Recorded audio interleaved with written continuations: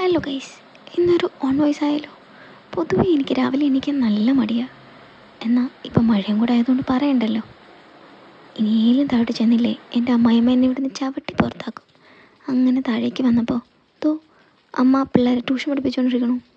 ഈ ഇരിക്കണ കുരുപ്പോളൊക്കെ ഇങ്ങനെ ഇരിക്കുന്നതിലും ആറ്റം ബോംബുകളാണ്.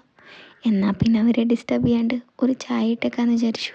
ഞാൻ പൊതുവേ രാവിലെ അങ്ങനെ ചായ കുടിക്കാറില്ല. എന്നാലും മഴയൊക്കെ അല്ലേ.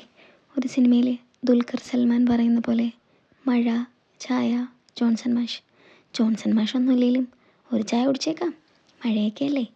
ഞാൻ ചായ ഇട്ടപ്പോൾ അമ്മയ്ക്കും നാത്തൂനും വേണമെന്ന് പറഞ്ഞു. എന്നാൽ പിന്നെ അവർക്കൊരു ചായ കൊടുത്തേക്കാം.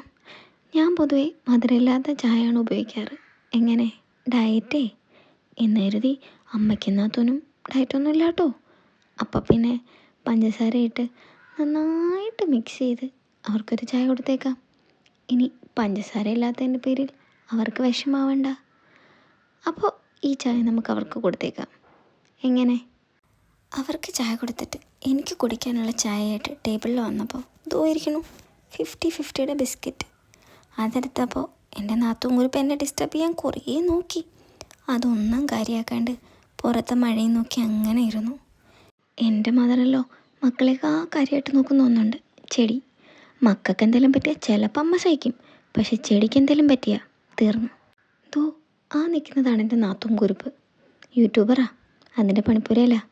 എന്നാൽ അവളെ ഡിസ്റ്റർബ് ചെയ്യാമെന്ന് കരുതി വന്നപ്പോൾ അമ്മയും ഹസ്ബൻഡ് ചേട്ടനും കൂടി എന്നെ ട്രോളിക്കൊണ്ടിരിക്കുക. എന്തിനാണെന്നോ, ഞാൻ ആലപ്പുഴ കുട്ടനാട് എന്നുള്ളതാണ്, അവർ ട്രിവാൻഡ്രം. സ്ലാങ്ങിൻ്റെ പേരിലാണ് ഈ യുദ്ധങ്ങളൊക്കെ ഇവിടെ നടക്കുന്നത്.